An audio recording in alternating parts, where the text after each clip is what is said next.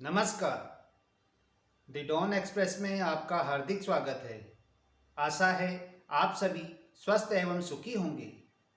आज हम आपको एक महत्वपूर्ण जानकारी देने जा रहे हैं। रूस और यूक्रेन की जंग को एक हफ्ते से ज़्यादा का समय हो चुका है। इसके बावजूद दोनों देशों के बीच एक दूसरे पर हमला करने की गति में कमी नहीं आई है। दोनों में से कोई भी पक्ष पीछे हटने को तैयार नहीं है। इस बीच यूक्रेन में पढ़ाई कर रहे भारतीय छात्रों को भी वहां काफ़ी परेशानियों का सामना करना पड़ रहा है।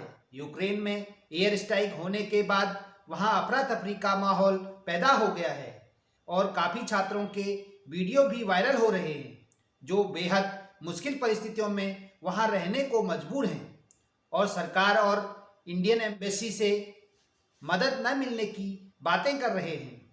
हालांकि यूक्रेन में फंसे भारतीयों को वापस लेने के लिए सरकार मिशन ऑपरेशन गंगा भी चला रही है। कुछ फ्लाइट छात्रों को लेकर वापस आ चुकी है। ऑपरेशन गंगा के तहत अब तक 2000 से ज़्यादा भारतीयों को देश वापस लाया जा चुका है, लेकिन अभी भी हजारों छात्र युद्ध के बीच वहां मुश्किलों में रहने को मजबूर हैं। संयुक्त राष्ट्र सुरक्षा परिषद में भारत के बयान के मुताबिक छात्रों और अन्य लोगों को मिलाकर करीब 20,000 से ज़्यादा भारतीय यूक्रेन में रहते हैं, जिनमें से अभी भी करीब 15,000 भारतीय यूक्रेन में फंसे हुए हैं। भारतीय दूतावास की ओर से लगातार इन छात्रों की सुरक्षा के लिए एडवाइजरी जारी की जा रही है। यूक्रेन में चल रही जंग के बीच मंगलवार को भारत के लिए एक बेहद बुरी खबर आई। यूक्रेन में फंसे कर्नाटक के रहने वाले भारतीय छात्र नवीन की मौत हो गई। विदेश सचिव ने बताया कि नवीन नेशनल खार्किव मेडिकल यूनिवर्सिटी में 4th ईयर के मेडिकल स्टूडेंट थे। उनके दोस्तों के अनुसार वो कुछ सामान लेने लाइन में खड़े थे जब उनकी मौत हुई, जिससे छात्र और उनके परिजनों की चिंताएं और बढ़ गई हैं। वैसे ही मुंबई के एक छात्र जो यूक्रेन के उजहोड़ शहर में मेडिकल की पढ़ाई कर रहे हैं ने अपनी व्यथा जाहिर की। उजहोड़ नेशनल यूनिवर्सिटी में MBBS द्वितीय वर्ष के छात्र रिजवान शेख ने फोन के जरिए वहां की जानकारी दी। रिजवान शेख ने बताया, हम 1 मार्च को सुबह 8 बजे उजहोड़ सिटी से बॉर्डर के लिए निकले थे, जहां हमें लगभग 17 घंटे बॉर्डर क्रॉस करने में लगे। पैदल भी चलना पड़ा। हमारे ग्रुप में लगभग 25 छात्र सहित कुल 100 छात्र मौजूद थे। खाने पीने के लिए लाइन लगानी पड़ रही थी। हम पिछले लगभग 1 हफ्ते से परेशान थे।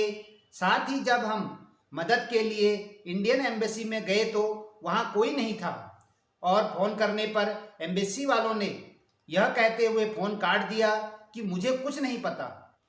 यूक्रेन से छात्रों के कई वायरल वीडियो में वहाँ की पुलिस उनके साथ बदतमीजी और मारती नजर आ रही है। हालांकि रिजवान ने मारपीट की खबर से इनकार किया, लेकिन बताया कि हमारे साथ भी धक्का मुक्की की गई थी। इसके अलावा बॉर्डर पर भी यूक्रेन की पुलिस पहले यूक्रेन के लोगों को ही बॉर्डर पार करा रही थी। नवीन की मौत की खबर से वहां फंसे भारतीय स्टूडेंट अपसेट और दुखी हैं।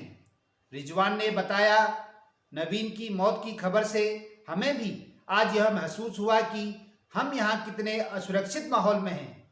साथ ही हम परेशान हैं और हमारी संवेदनाएं उसके परिवार के साथ हैं। इसके अलावा नवीन की मौत के बाद यूक्रेन में फंसी डॉक्टर पूजा प्रहराज ने सरकार की कड़े शब्दों में आलोचना करते हुए अभिनेता सोनू सूद से मदद मांगी। पूजा ने PMO और विदेश मंत्री S जयशंकर को ट्विटर पर टैग करते हुए लिखा, 6 दिन हो गए हैं हम अपनी भारतीय सरकार से मदद की भीख मांग रहे हैं, लेकिन उन्होंने एक भी कदम नहीं उठाया है। आज एक मर गया, कल 100 और उसके बाद 1000। क्या आप अपनी निकासी योजना से हमारे 4000 शव लेने की प्रतीक्षा कर रहे हैं? सोनू सूद कृपया हमारी मदद करें। देशवासियों की स्थिति के बारे में पूछने पर रिजवान ने बताया, हंगरी, पोलैंड और स्लोवाकिया से भारत आने की अनुमति मिल रही है। हम फिलहाल हंगरी बॉर्डर पार कर राजधानी बुडापेस्ट आ चुके हैं और फिलहाल रहने के लिए एक हॉस्टल मिल गया है। और यहाँ सेफ भी फील हो रहा है। लेकिन अभी भी सरकार का निकासी का सिस्टम बेहद धीमा है और बहुत छात्र अभी भी यूक्रेन में फंसे हुए हैं। वहीं दूसरी ओर विपक्षी दलों समेत कुछ लोगों ने भी आरोप लगाया है कि मोदी सरकार ने भारतीय नागरिकों को यूक्रेन से निकालने में देरी कर दी है, खासतौर पर तब जब यूक्रेन में हफ्तों से संकट के हालात बने हुए थे। साथ ही संकट के बीच पीएम मोदी, गृह मंत्री अमित शाह समेत तमाम बड़े नेता चुनावी रैली कर रहे हैं। हालांकि इस मुद्दे पर पीएम मोदी ने हाई लेवल मीटिंग भी की, जिसमें विदेश मंत्री डॉक्टर एस जयशंकर समेत विदेश मंत्रालय के कई सीनियर ऑफिसर शामिल हुए। वहीं यूक्रेन में पढ़ाई करने गए एक मेडिकल छात्र नवीन शेखरप्पा की रूस यूक्रेन युद्ध के दौरान गोलाबारी में हुई मृत्यु के बाद वहां फंसे भारतीय छात्रों को लेकर चिंता काफी बढ़ गई है। मीडिया रिपोर्ट के मुताबिक हालांकि कुछ छात्र खुद वहां से लौट आए हैं, जबकि करीब 2000 से अधिक छात्र सरकार की मदद से अपने देश सुरक्षित आ गए हैं। लेकिन बड़ी संख्या में छात्र अभी भी वहां फंसे हुए हैं। उन्हें ऑपरेशन गंगा के तहत भारत लाने का प्रयास जारी है। यूक्रेन में करीब 76,000 विदेशी छात्रों में लगभग 18,000 भारतीय छात्र मेडिकल की पढ़ाई करने गए हुए हैं। यूक्रेन में फिलहाल करीब 14 बड़े मेडिकल कॉलेज हैं। नवीन की मृत्यु की दुखद खबर सुनने के बाद उनके पिता ने मीडिया से कहा, पीयूसी में 97% स्कोर करने के बाद भी मेरे बेटे को राज्य में मेडिकल की सीट नहीं मिल पाई। मेडिकल की एक सीट हासिल करने के लिए करोड़ों रुपए खर्च करनी पड़ती है, जबकि इसी पढ़ाई के लिए छात्रों को विदेशों में काफ़ी कम पैसे लगते हैं। विशेषज्ञों की माने तो विदेशों में मेडिकल की पढ़ाई करने के लिए जाने की दो मुख्य वजह हैं। पहली वजह यहाँ के सरकारी और प्राइवेट कॉलेजों में सीटों की संख्या में कमी और दूसरी वजह प्राइवेट कॉलेजों द्वारा ली जाने वाली महंगी फीस। अमूमन इन दोनों ही कारणों से डॉक्टर बनने की चाहत रखने वाले छात्र यूक्रेन, किर्गिस्तान और बांग्लादेश जैसे देशों में मेडिकल की पढ़ाई करने के लिए जाते हैं। नवीन की तरह बड़ी संख्या में छात्र मेडिकल की पढ़ाई करने के लिए यूक्रेन समेत अन्य छोटे छोटे देशों का रुख करते हैं, क्योंकि भारत में मेडिकल परीक्षा की तैयारी करने वाले अभ्यर्थियों की तुलना में मेडिकल कॉलेजों में सीटों की संख्या काफ़ी कम है। भारत सरकार के मुताबिक देश में सरकारी और प्राइवेट मेडिकल कॉलेजों में एमबीबीएस की 88,120 और बीडीएस की 27,498 सीटें हैं और इनमें एमबीबीएस की सीटों में करीब 50% सीटें प्राइवेट कॉलेजों में हैं। मेडिकल की तैयारी करने वाले करीब 16.14 लाख छात्रों ने पिछले साल सितंबर महीने में हुई नीट परीक्षा के लिए पंजीकरण कराया था और इस परीक्षा में लगभग 15.44 लाख अभ्यर्थी शामिल हुए थे। इस परीक्षा में करीब 8.70 लाख अभ्यर्थियों ने क्वालिफाई किया था। ऐसे में एमबीबीएस और बीडीएस की सीटों की संख्या महज 1 लाख के करीब होने पर उन छात्रों की संख्या का अंदाजा लगाया जा सकता है जो क्वालिफाई करने के बावजूद इस कोर्स में दाखिला लेने से वंचित रह गए। इस तरह मेडिकल कॉलेजों में सीटों की भारी संख्या में कमी एक बड़ा कारण है, जिसमें मेडिकल की पढ़ाई करने का सपना देखने वाले छात्रों को विदेशों में जाना पड़ता है। नेशनल मेडिकल कमीशन की वेबसाइट के अनुसार 284 सरकारी मेडिकल कॉलेज हैं, जबकि 269 प्राइवेट मेडिकल कॉलेज हैं। यूक्रेन जैसे देशों में मेडिकल की पढ़ाई करने के लिए जाने का दूसरा बड़ा कारण यह है कि जिन छात्रों का यहाँ के सरकारी कॉलेजों में दाखिला नहीं हो पाता, वे कम खर्च में वहाँ से मेडिकल की पढ़ाई का कोर्स पूरा कर लेते हैं। भारत के प्राइवेट मेडिकल कॉलेजों में पढ़ाई करना इतना खर्चीला है कि अभिभावक उस खर्च को वहन करने में असमर्थ हो जाते हैं। यहाँ के प्राइवेट कॉलेजों में एमबीबीएस की पढ़ाई पूरी करने में जहाँ करीब 1 करोड़ रुपए के आसपास खर्च आता है, वहीं यूक्रेन जैसे अन्य देशों में इसकी करीब 35 से 40 लाख रुपए में पूरी हो जाती है।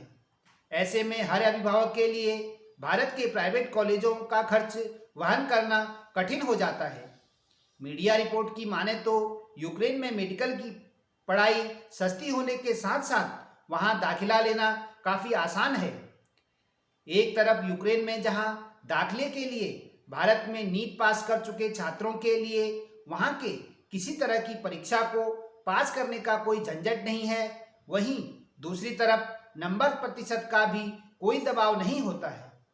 ऐसे में भारतीय छात्र यूक्रेन जैसे देशों की तरफ रुख करते हैं, जहां उन्हें दाखिला आसानी से मिल जाता है और वे डॉक्टर बनकर विदेशों से अपने वतन लौटते हैं।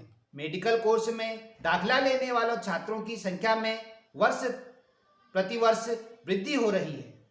ऐसे में छात्रों की संख्या के अनुपात में सीटों की संख्या वृद्धि करना आवश्यक है। वर्ष 2021 में नीट परीक्षा के लिए जहां लगभग 16.14 लाख छात्रों ने पंजीकरण कराया था, वहीं वर्ष 2020 में करीब 15.97 लाख छात्रों ने इस परीक्षा के लिए रजिस्ट्रेशन कराया था।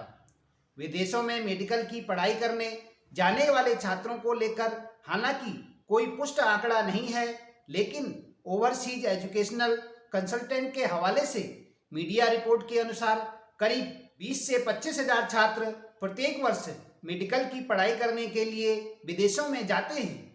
पिछले साल के विदेश मंत्रालय के आंकड़ों के अनुसार करीब 11.33 लाख छात्र विदेशों में पढ़ाई कर रहे थे। भारतीय छात्रों के लिए यूक्रेन ऐसा 11वां सबसे पसंदीदा देश है जहां पढ़ाई के लिए जाते हैं। भारतीय छात्रों की सबसे अधिक संख्या यूनाइटेड अरब अमीरात में है, जहां करीब 2.19 लाख छात्र पढ़ाई कर रहे हैं। इसके बाद करीब 2.15 लाख छात्र कनाडा में पढ़ाई कर रहे थे। वहीं यूएसए में पढ़ाई करने वाले भारतीय छात्रों की संख्या 2.11 लाख थी। सहभार newsclick.com, daily Hunt, daily home, धन्यवाद, द डॉन एक्सप्रेस, नमस्कार।